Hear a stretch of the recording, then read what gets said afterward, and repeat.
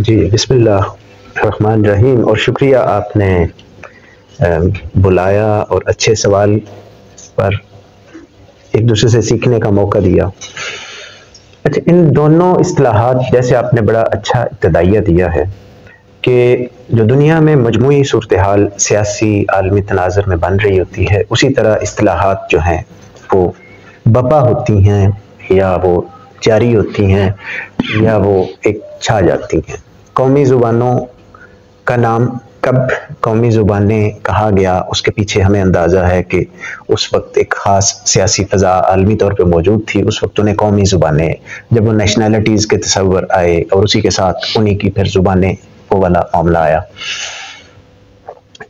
इलाकाई ज़ुबानें तो आज भी, मैं अभी सिर्फ पाकिस्तान के तनाज़ुर में बात कर रहा हूँ।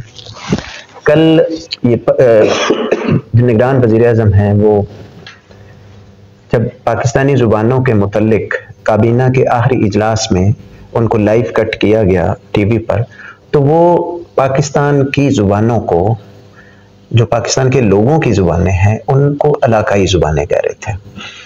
अंग्रेज़ी और उर्दू उसको उन्होंने एक और तरह से किया, ज़ाहिर मैं उसको भी नहीं जाना चाह रहा। बहरहाल ये कहना है कि कौमी ज़ुबानों से आगे जो ताकत के ऐवानों में मौजूद हैं, जिनके कहे हुए लफ्ज़ आगे बहुत सारे नई नस्ल जो है उसको कॉपी पेस्ट विदाउट नोइंग वो आगे वो चलाना चाह रही होती है और चलाती है। बड़े बड़े अच्छी पढ़े लिखे लोगों की मजलिस में वो फ़र्क रवा खास नहीं रखा जा रहा होता। वो ज़ाहिर एक वो पॉलिटिकल स्टेटमेंट भी दे रहे होते हैं जब हमारी ज़ुबानें जो हैं, पाकिस्तान के लोगों की ज़ुबानें जो हैं, उनको इलाकाई ज़ुबानें कह देते हैं।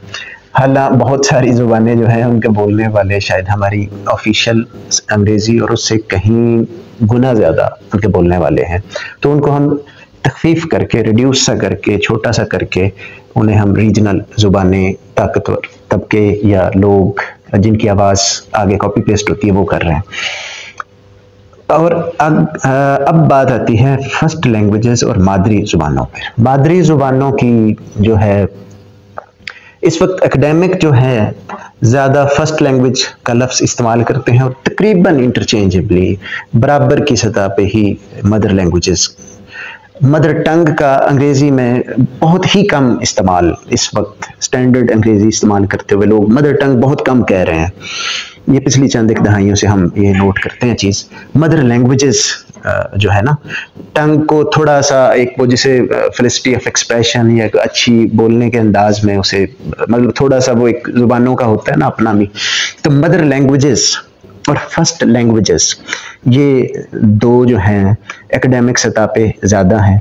उसके पीछे शायद वजह ये भी हुई कि पिछली सदी के आखिरी साल 1999 के करीब बांग्लादेश ने प्रपोजल, एक तजवीज़ दी, प्रपोजल पेश किया यूनेस्को के इजलास में कि मादरी ज़ुबानों का कोई, उस वक्त उन्होंने टर्म मादरी ज़ुबान इस्तेमाल कर ली, मादरी ज़ुबानों का आलमी दिन होना चाहिए। और उसके पीछे सारी इन्हीं की जद्दोजहद और कोशिश थी।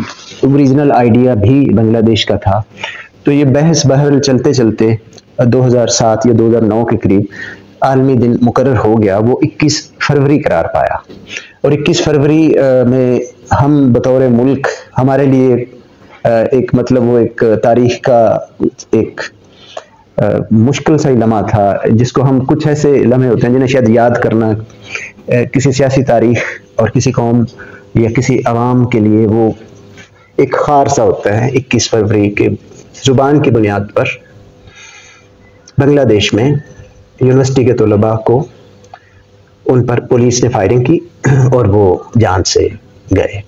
अब मतलब ज़ाहिर सरकारी इदारे में बैठे हुए उन्हें शहीद कहते हुए भी कई बार डर रहे होते हैं। मतलब वो एक कितने सारे हमारे लिए, बहरहाल कि वो एक चीज़ बन गई, वो बांग्लादेश के इनिशिएटिव पे वो चीज़ हुई। और उस वक्त के बाद अब यूनेस्को ने चूँकि पकड़ा, यूनेस्को एक बहुत बड़ा इदारा है, बहुत सारी आगे जो एकेडमिक वो काम करवाते हैं इनिशियल लेवल पे, जहाँ से एकेडमिक्स को, यूनिवर्सिटियों को, वालों को, रिसर्च के इदारों को एक महमेज मिलती है कि इस तरफ ज़रा एक बहुत बड़ा इदारा जब उस चीज़ को डिफ़ाइन करके इस तरह की टर्मिनोलॉजी देता है, तो मदर लैंग्वेजेस जो है बड़ी एक तवाना एक इस्तिलाह के तौर पर इस वक्त है। आगे ये तो मामला हो गया इस चीज़ का कि इसको क्या क्या है। Mother languages, first languages. Urdu में हमने अभी तक फर्स्ट लैंग्वेजेस का कोई ऐसा तर्जुमा हमारे यहाँ नहीं सुनने को मिला कि जिसे सुनते ही हमें लगे कि ये हमारा अपना अपना है, वो अभी तक नहीं हो पाया। मादरी ज़ुबानों से हमारी ज़्यादा एक अटैचमेंट बन गई, हमारे लोगों ने मादरी ज़ुबानों के लफ्ज़ को या तरकीब को ज़्यादा कबूल किया। इस आगे ये डिफाइन या इस चीज़ की तारीफ या इसका स्कोप वाज़े करने के बाद जो बात नज़र आती है कि मरदमशुमारी में जो बिल्कुल हालिया आई है, इसका जो अदाद-ओ-शुमार हैं ज़ुबानों के मुतल्लिक़ वो मेरे पास नहीं, अभी इस पे उनके देखता रहूँ वेबसाइट पे, मेरे पास नहीं आ पाए। बाहर जो 2017 में हुई थी उसके तहत तो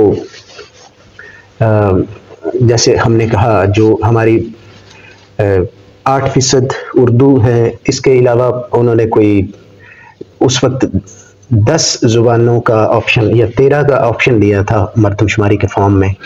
इस बार 15-16 का था जो 2023 में हुई है, जिसमें पंजाबी के अलावा पोठोहारी और ये ऑप्शन मुझे ज़्यादा लग रहे थे कि ये थोड़ा सा, इसके अलावा सराइकी और पश्तो, ब्राह्वी मौजूद नहीं नज़र आई जो जहाँ से मुझे इसका हुआ, बलोची मौजूद थी। तो ये 15-16 इस बार के फॉर्म में आई।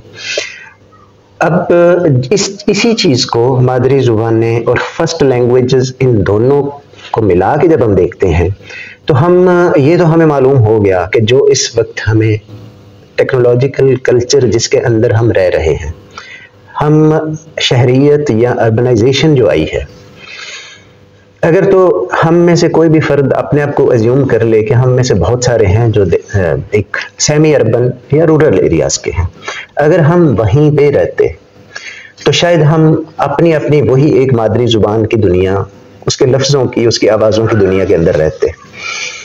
एक तो फॉर्मल एजुकेशन, रस्मी तालीम ने हमें बहुत सारी ज़ुबानों से आशना कराया।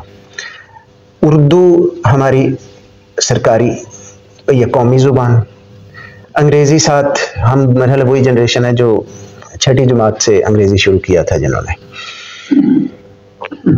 इसके बाद हमें फेसबुक है, गूगल है, यूट्यूब है, इसने अंग्रेज़ी से अच्छा खासा आशना कराया। मुझे अंदाज़ा है कि मैं अपनी एक पर्सनल नैरेटिव या ज़ाती कहानी की बुनियाद पर ही कहूँगा कि स्कूल पढ़ते वक्त तक, कॉलेज पढ़ते वक्त तक अंग्रेज़ी के तलफ़्फ़ुज़, किसी लफ्ज़ का तलफ़्फ़ुज़ नहीं आता था तो बड़ी मुश्किल हो जाती थी कहाँ से मालूम हो।